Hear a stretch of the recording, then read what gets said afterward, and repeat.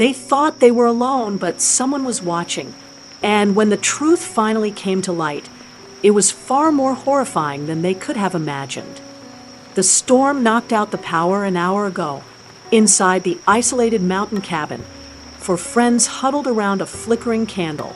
Lisa, the most practical of the group, checked her phone again. Still no signal. "It's like we're completely cut off," she muttered, her voice tight with unease. "We'll be fine," Jason said with forced confidence, leaning back in his chair. "Storms like this don't last long." Claire, sitting by the window, peered into the darkness. The rain hammered the glass, making it impossible to see more than a few feet outside. "Are you sure no one else is staying in the cabins nearby?"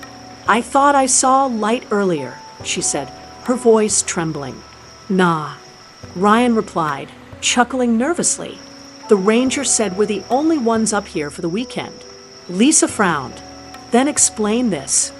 She held up her phone, which suddenly displayed a single bar of service. "Finally," Jason exclaimed, reaching for his own phone. But before Lisa could dial, a notification appeared on her screen. It was a photo. Her hand trembled as she opened it. The picture was of them. The four of them sitting in the cabin at that exact moment. The angle was from outside, through the window. Who sent this?" Lisa whispered, her face pale. Ryan grabbed the phone and stared at the image, his jaw tightening. "It must be someone messing with us. Maybe one of you staged it." Jason laughed nervously. "Yeah, great prank, Lisa." Lisa shot him a sharp look. "Why would I do this?" Before anyone could argue further, Claire gasped. She was staring at her phone now, which had buzzed with a message. The text read, "Run." "What the hell is going on?" Jason shouted, standing up abruptly.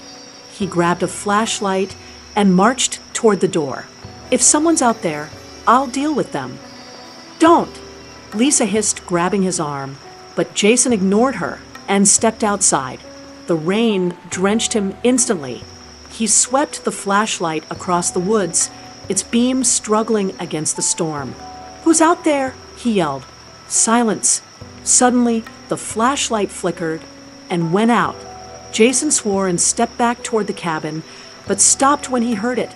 A faint rustling, like footsteps in the wet leaves. "Guys," Jason called, his voice shaking now. "Someone's out here." The cabin door flew open as Lisa pulled him inside. She slammed it shut and bolted it. "Did you see anything?"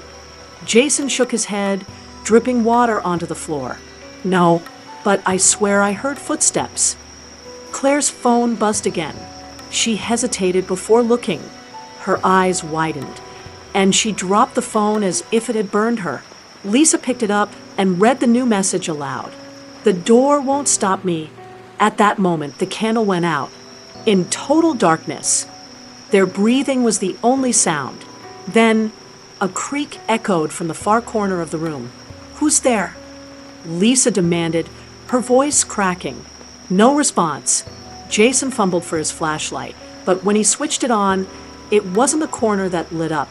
It was a face, pressed against the window, staring at them. The figure's eyes gleamed unnaturally, and their mouth curled into a grin. Before anyone could react, the window shattered, and the figure was gone, leaving only the storm and the sound of their panicked breaths. Lisa's phone buzzed again. Hands trembling, she looked at the screen. This time, it wasn't a photo or a message.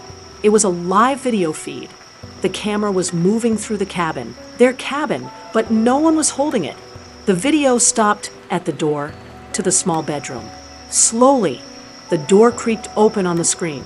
"Who's in there?" Claire whispered.